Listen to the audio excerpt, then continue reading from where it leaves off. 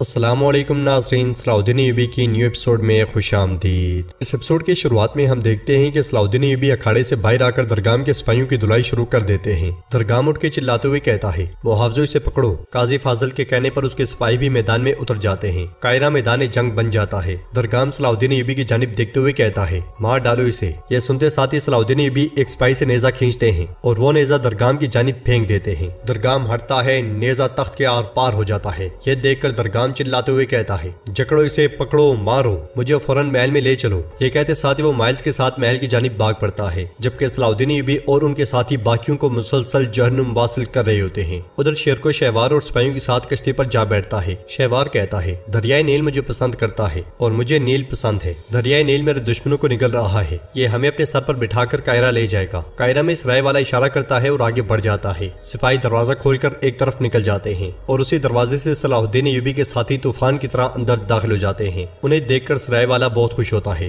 ادھر شمسہ بھی اپنا کام کرنے کے بعد آگے بڑھ رہی ہوتی ہے کہ وہاں موجود ایک شخص بلند آواز سے کہتا ہے، مرنے والے فوجی صلیبی تھے۔ یہ سنتے ساتھ ہی شمسہ ایک دم سے رک جاتی ہے اور اپنی سہیلیوں سے کہتی ہے، تم جاؤ میں آتی ہوں۔ یہ کہتے ساتھ ہی شمسہ آگے بڑھ جاتی ہے۔ ادھر لوگ صلیبی سپاہیوں کی لاشیں دریا سے نکال رہے ہوتے ہیں کہ اس لیے شمسہ وہاں پہنچتی ہے۔ صلیبیوں کی لاشیں دیکھ کر لوگ بہت غصے میں ہوتے ہیں۔ ان کی گردنوں پہ صلیب کے نشان دیکھ کر شمسہ کہتی ہے، کیا تم نے مجھ سے میرے ہی ہم مذہبوں کا قتل کروا دیا قاضی فاضل؟ صلیبی سپاہیوں کو دیکھتے دیکھتے شمسہ گر کر بے ہوش ہو جاتی ہے۔ یہ دیکھ کر خواتین اس کے پاس آتی ہیں، جبکہ لوگ غصے سے کہتے ہیں، ہم درگام کا سر چاہتے ہیں، ہم درگام کا سر چاہتے ہیں، وہ غدار ہے، غدار ہے۔ قاہرہ میں صلاح الدین ایوبی آگے بڑھ رہے ہوتے ہیں۔ اس لمحے ان کا سامنا اپنے ساتھیوں سے ہوتا ہے۔ ایسے صلاح الدین ایوبی کو دیکھ کر بہت خوش ہوتے ہیں اور ان کی جانب دیکھتے ہوئے کہتے ہیں، میرے امیر ہم یہاں ہیں۔ اس لمحے درگام کے سپاہی ان تک پہنچ جاتے ہیں۔ انہیں دیکھتے ساتھ ہی وہ ان پہ چڑھ دوڑتے ہیں اور وہاں پہ بھی ایک خوفناک لڑائی شروع ہو جاتی ہے۔ درگام کے سپاہی سوائے مرنے کے اور کچھ نہیں کر پاتے۔ درگام بھی وہاں سے بھاگتے بھاگتے یہ منظر دیکھ جاتا ہے اور مائلز چلاتے ہوئے اس سے کہتا ہے، لعنت ہو،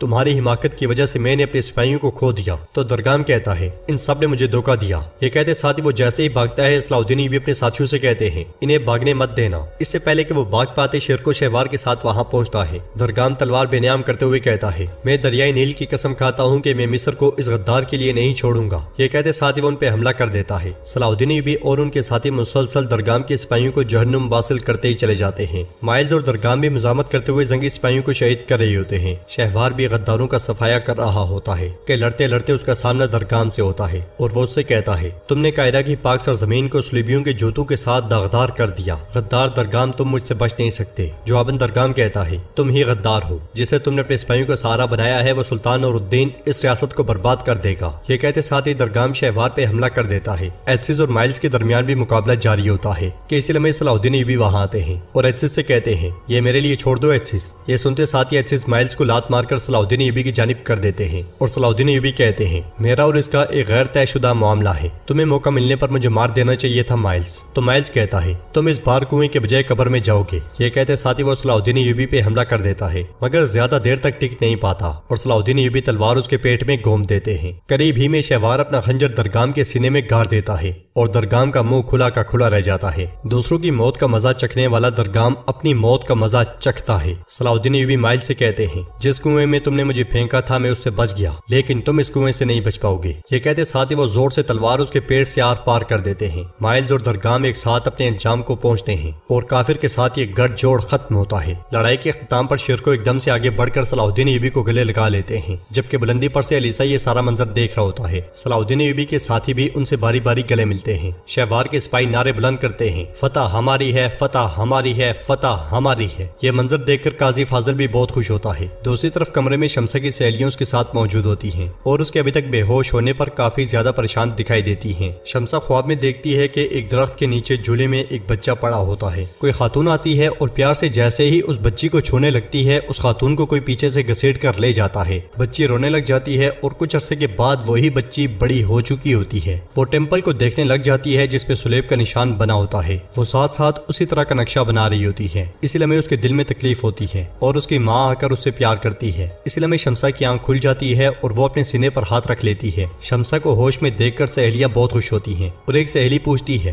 تمہیں کیا ہوا تھا؟ ہم نے تمہیں دریا کے قریب بے ہوش پایا، لیکن نہ تمہیں کوئی زخم ہے اور نہ خراش۔ یہ سنتے ساتھ ہی شمسہ اس سارے واقعے کو یاد کرتی ہے جب وہ دریا کے پاس تھی۔ یہ خیال آتے ساتھ ہی شمسہ اٹھتے ہوئے کہتی ہے، یہ زخم ہے اور بہت بڑا زخم ہے۔ لیکن آنکھوں سے نظر نہیں آنے والا، مجھے جانا ہے۔ اس کی سہیلیوں سے بہت روکتی ہے مگر وہ کہتی ہے میرے پاس ایک حساب لینا باقی ہے۔ یہ کہتے ساتھ ہی شمسہ آگے بڑھ جاتی ہے۔ ادھر شہوار شیرکو کے ساتھ محل کے حصار سے آگے بڑھ رہا ہوتا ہے اور محل کی تباہی دیکھتے ہوئے کہتا ہے کتنی شرم کی بات ہے، لوٹ مار کرنے والے غداروں نے میرا محل تباہ کر دیا۔ ایک محل ایک وزیر کی ساکھ ہے، ہمیں سب سے پہلے اس جگہ کو اس کی سابقہ شان میں بحال کرنے کی ضرورت ہے۔ شیرکو ایک دم سے کہتے ہیں یہ بات کی بات ہے، ہمیں فوراً دیوان بلانے کی ضرورت ہے۔ مگر شہوار کہتا ہے اس حالت میں ایسا نہیں ہو سکتا، اس طرح ہم اپنے دوستوں اور دشمنوں کے سامنے اپنی بے بسی کا اظہار کرنے والے ہوں گے۔ شیرکو کہتے ہیں دشمن ابھی تک اندر ہے، ایک دن میں خطرے کو نہیں ٹالا جا سکتا، ہمیں شہر کی حفاظت کو یقینی بنانے کی ضرورت ہے، اس لیے ہمیں شیرکو کی نظر خون پہ پڑتی ہے۔ شہوار کہتا ہے کمانڈر شیرکو، کیا ہم نے پہلے کبھی حکمرانی نہیں سنبھالی تھی؟ فکر کرنے کی ضرورت نہیں ہے، میں اب مصر کی سرپرستی کے لیے موجود ہوں،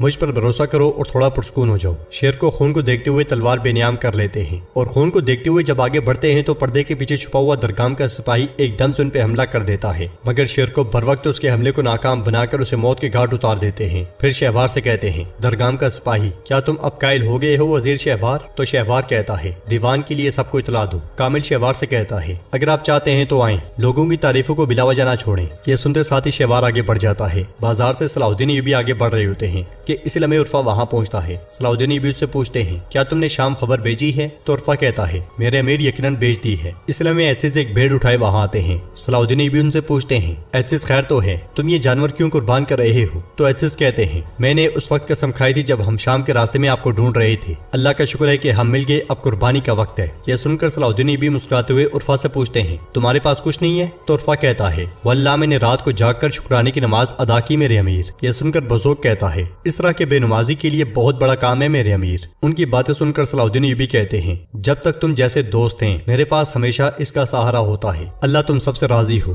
اس لمحے قاضی فاضل آ کر کہتا ہے وزیر محل میں دیوان منعقد کر رہا ہے، میں تمہیں لینے آیا ہوں امیر صلاح الدین۔ یہ سن کر صلاح الدین ایوبی کہتے ہیں ایسا لگتا ہے کہ شہوار محتاط ہو رہا ہے۔ تو قاضی فاضل کہتا ہے یہ مشورہ امیر شیرکو کا تھا، وزیر کو دیوان بلانے میں 3 ماہ لگتے اگر یہ اس کا فیصلہ ہوتا۔ شام کی طرح حالات قاہرہ میں کام نہیں کرتے۔ تو وہاں پہنچنے والی شمسہ کہتی ہے پھر کیسے کام کرتے ہیں؟ کیا آپ مجھے بتا سکتے ہیں قاضی فاضل؟ ساحل پر عیسائی فوجیوں کی لاشیں دیکھ کر میں پریشان ہو گئی، تم نے مجھے دھوکہ دیا۔ جواباً قاضی فاضل کہتا ہے کچھ باتوں کو خفیہ رکھنے کی ضرورت ہوتی ہے، لیکن اس فتح میں تمہارا بہت بڑا تعاون شامل ہے شمسہ۔ شمسہ کہتی ہے میں نے تم پر بھروسہ کر کے ہتھیار ڈال دیے، اس کا صلہ یہی تھا کیا؟ تم نے مجھے میرے دینی بھائیوں کو قتل کرنے پر مجبور کیا۔ تو صلاح الدین ایوبی کہتے ہیں وہ قابض لوگ تھے۔ تو شمسہ کہتی ہے وہ قابض ہیں تو تم نجات دہندہ ہو۔ واقعی؟ صلاح الدین ایوبی اسے کہتے ہیں ہم یہاں مصر کی دولت کے لیے نہیں آئے، ہم نے اپنی جان کو خطرے میں ڈالا۔ شمسہ قاضی فاضل سے کہتی ہے میں اکیلے میں بات کرنا چاہتی ہوں۔ قاضی فاضل کہتا ہے ہم دیوان میں شرکت کرنے جا رہے ہیں، بعد میں بات کرتے ہیں۔ مگر شمسہ کہتی ہے ابھی بات کریں گے۔ یہ سنتے ساتھ ہی قاضی فاضل شمسہ کے ساتھ آگے بڑھتا ہے۔ شمسہ اس سے پوچھتی ہے تم میرے ساتھ ایسا کیسے کر سکتے ہو قاضی فاضل؟